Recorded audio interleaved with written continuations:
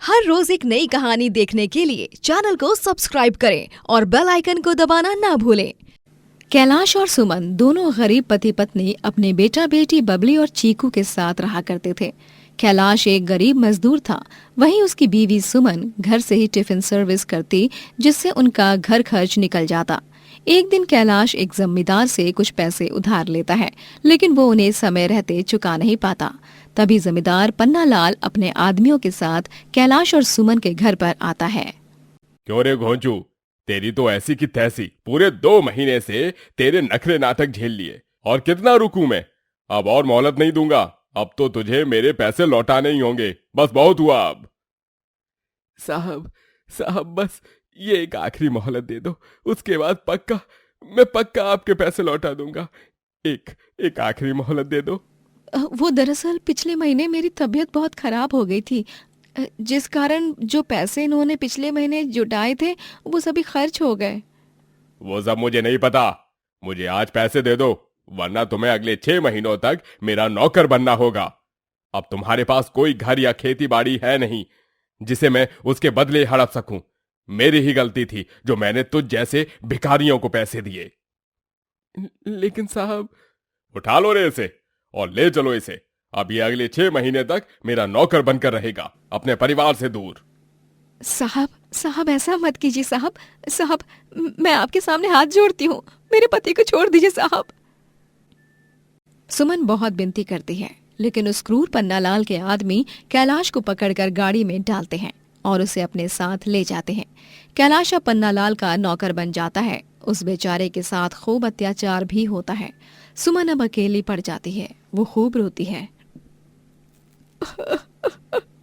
हे भगवान, ये क्या हो गया? अब मैं अकेली क्या करूंगी?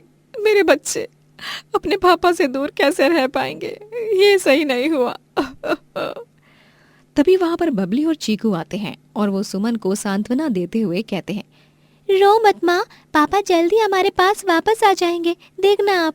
हाँ माँ, हम पैसे इकट्ठा करके उस मूछ वाले पन्नालाल काका के पैसे चुका देंगे, जिसके बाद वो हमारे पापा को अपने चंगुल से आज़ाद कर देंगे माँ। सुमन को अपने बच्चों की बात को सुनकर थोड़ी हिम्मत आती है। वो अब अपने काम को और भी ज्यादा बढ़ा लेती है। दिन में 25 की जगह 50 टिफिन बनाने लगती है, लेकिन उससे ग्राहक ही नहीं मिलते। वो बहुत परेशान हो जाती है, क्योंकि अब तो उसे ही अकेले अपने बच्चों को पालना था। एक दिन उसके टिफिन सर्विस से टिफिन लेने वाला एक आदमी उसे एक सलाह देता है। सुमन बहन, क्यों ना तुम अपने टिफिन सर्विस के पोस्टर छपवा कर उन्हें हर जगह लगा लो। इससे तुम्हारे ग्राहकों की संख्या दुगनी तिगुनी हो जाएगी। अरे वाह, सच में ये तो आपने बहुत ही अच्छी सलाह दी है भाई, लेकिन मैं पोस्टर्स कैसे छपवाऊंगी? मुझे तो वो काम नहीं आता। तुम चिंता ना करो बहन, मेरा एक दोस्त है जो पोस्टर छापता है, मैं उससे कह दूंगा, वो तो तुम्हें डिस्काउंट भी दे देगा। ठीक है भाई, ये बहुत अच्छा होगा, धन्यवाद भाई। सुमन अब पोस्टर्स छपवा लेती है, लेकिन पोस्टर्स छपवाने के बाद भी उसके टिफिन सर्विस की बिक्री कुछ खास बढ़ती नहीं। उसके पास अब दिन ब दिन पैसों की कमी होने लगती है। वो बहुत व्याकुल और चिंताग्रस्त हो जाती है। तभी चीकू और बबली स्कूल से वापस लौट आते हैं। अरे बबली, चीकू, तुम दोनों अभी तो स्कूल गए थे, आज इतनी जल्दी छुट्टी भी हो गई? नहीं माँ, छुट्टी नहीं हुई, हमें स्कूल से निकाल दिया गया है। निकाल दिया गया है? मतलब? हमारी पिछली 3 महीनों की फीस बाकी है ना माँ, इसीलिए हमें गेट से बाहर भगा दिया और कहा है कि जब फीस भरोगे तभी स्कूल में बैठने की अनुमति मिलेगी माँ। सुमन अब और भी चिंतित हो जाती है। वो बबली और चीकू के स्कूल में जाने के बारे में सोचती है। मैं काम करती हूँ, आज ही बबली और चीकू के स्कूल के प्रिंसिपल साहब से जाकर बात करती हूँ और उनसे कुछ दिनों की मोहलत देने के लिए कहूँगी। ये 2 टिफिन भी बांध देती हूँ, स्कूल से आते वक्त मैं इनकी डिलीवरी कर दूंगी। सुमन उन 2 टिफिन को पैक करती है और चीकू बबली के स्कूल में जाकर प्रिंसिपल सर से मिलती है और उन्हें कुछ दिनों की मोहलत देने के लिए कहती है।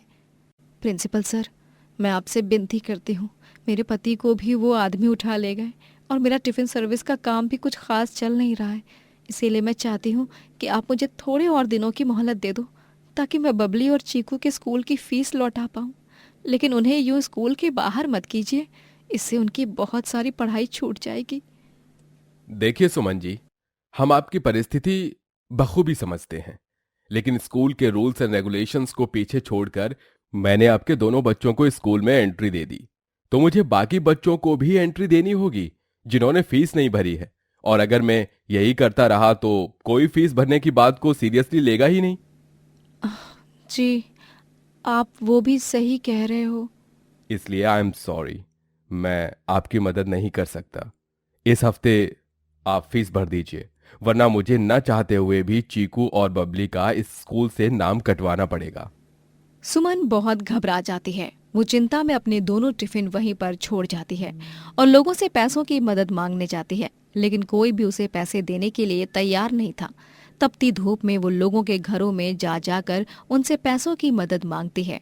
उसकी चप्पल भी टूट जाती है, जिसकी वजह से धूप में चल चल कर उसके पैरों में छाले हो जाते हैं। आह आह आह नहीं सुमन, तुझे हिम्मत नहीं हारनी है। चीकू और बबली की स्कूल की फीस भरनी है और उसके लिए हर हाल में मुझे इसी हफ्ते पैसों को इकट्ठा करना होगा।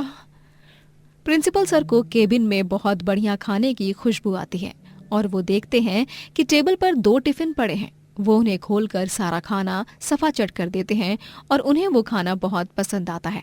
वाह, क्या खाना बनाया है सुमन जी ने, अनबिलीवेबल। इतना अच्छा टेस्ट तो मैंने 5 स्टार रेस्टोरेंट में भी नहीं खाया। प्रिंसिपल सर खुश होकर सुमन को फिर से स्कूल में बुलाते हैं और कहते हैं, सुमन जी, आपके हाथों में साक्षात माँ अन्नपूर्णा का वास है, उनका आशीर्वाद है। माफ कीजिएगा, लेकिन खुशबू सूंघकर रहा नहीं गया और मैं सारा खाना खा गया। मेरे पास एक सुझाव है जिससे आपका बहुत फायदा हो सकता है। कैसा सुझाव प्रिंसिपल सर? सुमन जी, आप मेरे स्कूल के बाहर एक छोटा सा ढाबा खोल लीजिए, जहां पर आप स्वस्थ और मस्त खाना बनाकर बेचना, जो सभी को खूब पसंद आए। और 3 महीनों तक आप जितने पैसे कमाओगे उसका 50% मुझे दे देना। और हाँ, रोजाना मुझे मुफ्त में टिफिन भी दे देना। जी, ये तो बहुत ही अच्छा सुझाव है, लेकिन मेरे पास ढाबा खोलने के लिए इतने पैसे नहीं है फिलहाल। चिंता मत कीजिए, मैं कुछ पैसे दे दूंगा, आप मुझे वो बाद में लौटा देना। आप ये ढाबा खोलेंगी तो एक तरह से मुझे पैसे और टिफिन देकर आप अपने बच्चों की फीस ही चुकाओगी। और आपके ढाबे पर मिलने वाले स्वादिष्ट खाने से ऑफ कोर्स बहुत लोग आएंगे, जिससे मेरी स्कूल का भी एक तरह से प्रमोशन हो जाएगा। प्रिंसिपल सुमन को पैसे देता है, जिससे वो स्कूल के गेट पर अपना एक छोटा सा ढाबा खोलती है और वहां पर वो स्वस्थ और स्वच्छ खाना बेचती है। 2 से 3 दिनों में उसका ढाबा गांव में मशहूर हो जाता है और सभी को उसके हाथ का खाना बहुत पसंद आता है। अरे बढ़िया जी बढ़िया, क्या खाना है! ऐसा अलौकिक स्वाद तो मैंने कभी नहीं चखा, मानो कोई जादुई पदार्थ मिलाया हो इस खाने में। हाँ, अब मुझे भी आपके स्कूल ढाबे का खाना बहुत पसंद आया। यहाँ का खाना खास करके स्कूल जाने वाले छोटे बच्चों के लिए भी बहुत अच्छा और पौष्टिक है। सुमन के बच्चे भी स्कूल में ठीक से पढ़ने लिखने लगते हैं। सुमन रोजाना प्रिंसिपल को टिफिन देती और 3 महीनों तक उसे अपनी कमाई का 50% देती है। आगे जाकर और भी पैसे कमाकर वो अपने पति कैलाश को भी उस पन्नालाल की कैद से आजाद कर देती है और वो चारों खुशी से फिर से एक साथ रहने लगते हैं। सुमन बहुत सारे पैसे जोड़कर आगे जाकर गांव में एक बड़ा रेस्टोरेंट खोलती है और जीवन में भरपूर तरक्की करती है। ये देखिए माँ जी, मैंने राधा रानी के वस्त्र बनाए हैं अपने हाथों से। ये आप हमारे परिवार की तरफ से मंदिर में दे दीजिए, सुंदर है ना?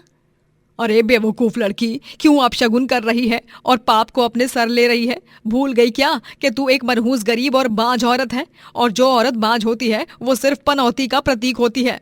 लेकिन माँ पापा, हर बात में गहना को बांझ और गरीब होने का ताने क्यों कसती रहती हो? तो फिर क्या तेरी गहना की आरती उतारूं, पाँव धोऊं? अरे बेशरम, जरा तो अपनी माँ की खुशियों का मान रख लिया होता तूने। इस गरीब बांझ दर्जी लड़की के प्यार में पड़ गया तू हैं और शादी कर ली इससे। ये कपड़े तो अच्छे सिल बुन लेती है, लेकिन घर गृहस्थी कभी नहीं टिका पाएगी। ये तुझे और हमें इस घर के वारिस को कभी नहीं दे पाएगी। लीला की इन तानों को सुनकर गहना को बहुत बुरा लगता है और वो रोते हुए अपने कमरे में चली जाती है। गहना एक गरीब घर की बेटी होती है जो सिलाई बुनाई करके अपने माता पिता का पेट पालती। शिवांश को गहना से प्यार हो जाता है और दोनों शादी कर लेते हैं, लेकिन शिवांश अपने घर वालों से ये बात छुपाता है कि गहना बांझ है और वो कभी मां नहीं बन सकती। फिर शादी के 6 महीनों बाद सास लीला को गहना की चाची से ये बात पता चलती है और तब से लीला, ससुर नथुलाल और ननद स्वाति गहना से नफरत करने लगते हैं। गहना, ये देखो, मैंने तुम्हारे फेवरेट बुढ़िया के बाल कैंडी फ्लॉस लाया हूँ। मैं जानता हूँ तुम स्ट्रेस में होती हो तभी ये खाती हो, है ना? शिवांश जी, मैं बाज क्यों हूँ? मुझे अपने आप पर बहुत गुस्सा आता है और शर्मिंदगी महसूस होती है। कितनी बुरी हूं ना मैं। माँ जी और पापा जी से उनके दादा दादी बनने का हक छीन रही हूँ। स्वाति दीदी से बुआ बनने का हक। भगवान जी ने मुझ में सुंदर कपड़ों को सीलने बुनने की कला तो दे दी, लेकिन मुझे माँ बनने का सुख क्यों नहीं दिया शिवांश जी? क्यों? गहना, गहना रो मत। तुम बांझ हो, इसमें तुम्हारी कोई गलती नहीं है। तुम प्लीज इसके लिए अपने आप को दोष मत दो। तुम एक टैलेंटेड दर्जी और एक सर्वगुण संपन्न बहू हो। माँ पापा और स्वाति दीदी को यह बात समझ आए या ना आए, लेकिन मैं तुम्हें समझता हूं और मैं तुमसे बहुत प्यार करता हूं। इसलिए अपने इन कीमती आंसुओं को यूं जाया मत करो। शिवांश गहना को गले से लगाता है और उसे प्यार से बुढ़िया के बाल खिलाता है। दोनों एक दूसरे को खिलाते हैं और गहना खुश हो जाती है, लेकिन लीला की गहना के प्रति कड़वाहट कम नहीं होती। एक रोज जब गहना से नया कप का सेट टूट जाता है तभी लो, हो गया सुबह सुबह कलेश। अरे गहना, तुम्हें पता भी है ये कप का सेट कितना महंगा है? अरे इस जैसे गरीब को क्या पता होगा? बचपन से ही मिट्टी और कागज के कप में चाय पीते आ रहे हैं। चीनी मिट्टी के बर्तन तो इसने कभी देखे भी नहीं होंगे। निहायती फटीचर गरीब। ये लड़की तो है ही अपशगुनी। एक तो बांझ है, ऊपर से गरीब। समाज में क्या क्या सुनना पड़ता है हमें इसके कारण। मेरे सारे दोस्त अपने नाती पोतों के साथ खेलते घूमते हैं और मैं तो बदनसीब ही हूँ। सही कहा नथु जी आपने। और हमारी बदनसीबी ये लड़की है, ये बाँझ 2 कौड़ी की दर्जी। गहना की आंखों से आंसुओं की धारा बहने लगती है। लीला, नथुलाल और स्वाति से अपने बाज होने पर ताने सुनना अब गहना के लिए आम बात होने लगती है। एक दिन जब स्वाति को देखने के लिए लड़के वाले आने वाले होते हैं तभी, सुन रहे हो लड़की, स्वाति को देखने के लिए लड़के वाले आ रहे हैं। तू सारा भोजन तैयार कर दे, अच्छे से अच्छे स्वादिष्ट पकवान बना, लेकिन जब वो आएंगे तब तो घर में नहीं होनी चाहिए। मतलब मैं कुछ समझी नहीं माँ जी। मतलब ये कि हम नहीं चाहते कि तुझ अपशगुन का साया भी हमारी स्वाति के वैवाहिक जीवन पर पड़े, इसलिए तू स्वाति की शादी के मामलों से दूर ही रहेगी। ये क्या बेहूदगी है पापा? गहना के शादी के मामलों में इन्वॉल्व होने से स्वाति दीदी बांझ नहीं होंगी। कम ऑन पापा, ये सब रोकिए। अभी आप। शिवांश, अपनी जुबान संभाल कर बात करो। मैंने फैसला ले लिया है कि मुझे ये बांझ अपनी शादी की रस्मों में नहीं चाहिए तो नहीं चाहिए। गहना पूरा दिन रसोई में खड़े रहकर अच्छे अच्छे पकवान बनाती है और शाम में लड़के वाले आने के बाद वो घर से बाहर चली जाती है और एक नदी किनारे जाकर बिलक बिलक कर रोती है। स्वाति की शादी अभिमन्यु से पक्की हो जाती है और उनके शादी की रस्में शुरू हो जाती हैं, लेकिन उनमें गहना को आना मना था। गहना अपने सिलाई बुनाई के काम को करने लगती है और ऑर्डर्स लेने लगती है। तभी, अरे ओ काम की ना काज की, दुश्मन अनाज की, भूल गई क्या है कि ये एक शादी ब्याह का घर है और तुझे रस्मों में आना मना है, लेकिन रस्मों के अलावा बाकी का काम तो तुझे ही करना पड़ेगा ना। चल उठ और फेंक इस सिलाई मशीन को और इन कपड़ों को भी। लेकिन माँ जी। अरे फेंकती है या नहीं? रुक जा, मैं ही इस मशीन का काम तमाम करती हूँ। न रहेगा बांस, न बजेगी बांसुरी। लीला गहना की सिलाई मशीन को उठाती है और बालकनी से मोहल्ले में फेंक देती है।